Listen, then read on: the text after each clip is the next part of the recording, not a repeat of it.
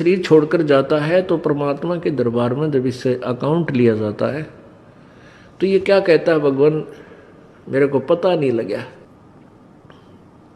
मुझे ज्ञान नहीं हुआ कि मुझे क्या करना चाहिए था, भक्ति करनी चाहिए थी या नहीं थी। तो परमात्मा उलाहने में नहीं रहते, परमात्मा ये भी कसर नहीं छोड़ते। प्रत्येक गांव में, प्रत्येक नगर में, पूरी पृथ्वी पर कोई भी प्राणी ऐसा नहीं जो इस बात से अपरिचित हो भगवान की भक्ति करनी चाहिए, परमात्मा ने याद करो। यानी किसी ना किसी के मुख से उसने अवश्य कहवाया है भगवान की भक्ति करनी चाहिए, परमात्मा ने याद करवाई।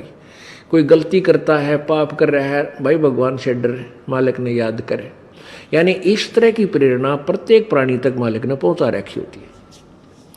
फिर दूसरा ये होता है, जैसे आप जी गए हुए हो, आप प्रत्येक भाई को, बहन को, मित्र को, सहेली को, कोई रिलेटिव है, संबंधी, उनसे अवश्य ये चर्चा करते हो कि भगवान की भक्ति करो और भक्ति का मार्ग ये है, वो भक्ति का साधना ठीक नहीं है। तो भले ही वो नहीं मान रहे हैं तो उनका दुर्भाग्य है। जब वो सच्चे दरबार में जाकर खड़े होंगे उनका कोई पुण्य उनके साथ होगा नहीं, क्योंकि भक्ति शास्त्र विरुद्ध है। गीता जी अध्याय नंबर 16 के श्लोक नंबर 23 में कहा कि अर्जुन, शास्त्र विधि को त्याग कर जो मनमाना आचरण करते हैं, मनमाने आचरण का अर्थ है जो अपनी मर्जी से लोक वेद के आधार पर, सुनी सुनाई कथाओं के आधार पर, ज्ञान के आधार से पूजाएं करते हैं, वो मनमाना आचरण कहलाता है, जो वेदों और गीता में वर्णित नहीं है।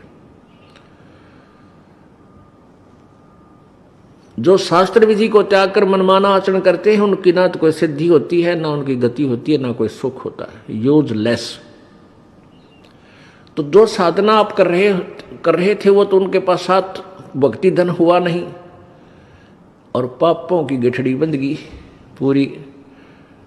पाप बहुत इकट्ठे कर लिए, क्योंकि पाप तो दिन में बिना गिनती के होते हैं और पुण्य करने के लिए विशेष व्यवस्था करनी पड़ती है, गुरु बनाना पड़े।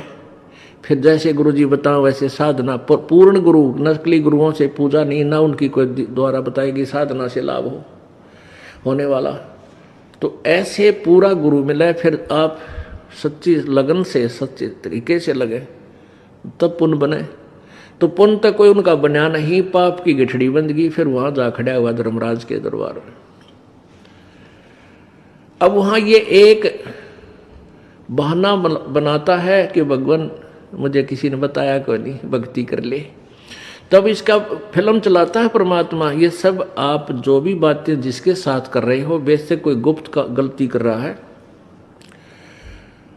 तो वो भी फिल्म बनकर भगवान के दरबार में पहुंच जाती है और एक आपके अंतःकरण में, आपके कंप्यूटर में ऑटोमेटिकली फीड हो जाती है।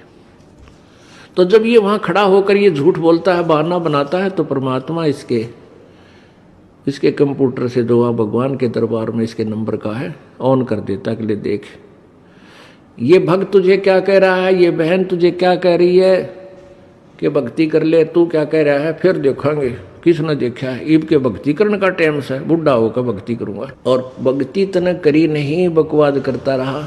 फिर ये कैसे कह रहा है कि मेरे को किसी ने बताया नहीं। फिर ये यूं कर ले, नीची गर्दन, भगवान गलती बन गई, बन गदा। अब गलती की सजा दूं मैं, मेरे पास और कोई विकल्प नहीं। जैसी तू करेगा वैसा फल दे दूंगा। तेरा पुण्य होता तो स्वर्ग भेज दूं, हो देवता बना दूं, पुण्य नहीं है तो बन गदा। फिर ये कहता माफ करो भगवान, माफ करो परमात्मा। फिर धर्मराज कहता जब तुझे मनुष्य शरीर कभी प्राप्त हो तब तू भक्ति करना भाई, अब कुछ नहीं बना, जाइए। तो जब ये माँ के गर्भ में वहां से जब ये मानव शरीर प्राप्त करके चलता है, वहां के जो देव पुरुष हैं वो भी कहते हैं इस आत्मा को कि भाई तेरा दाव लग गया और ये मनुष्य शरीर बार बार नहीं मिलता, पूरे संत की तलाश करिए। देवता भी पछता रहे हैं कि हमने तो गलती कर दी, हमें भी संत पूरा नहीं मिला, हमारी भी जन्म मृत्यु होगी और कभी मनुष्य शरीर मिलेगा तो पूरे संत ने ढूंढाएंगे भाई। इन अधूरे संतों के आधार पर हमने भक्ति कर ली, हम पार नहीं हो पाए, हम फिर जन्म मृत्यु में। तो आने वाले मानव शरीर प्राप्त करने वाले को प्रत्येक ने एक सलाह देते हैं कि तेरा दाव लग गया भाई, भक्ति करिए, बकवाद मत करना। तो वहाँ तो ये बिल्कुल पक्का होका हुआ है, माँ के गर्भ तक इसको याद रहता है।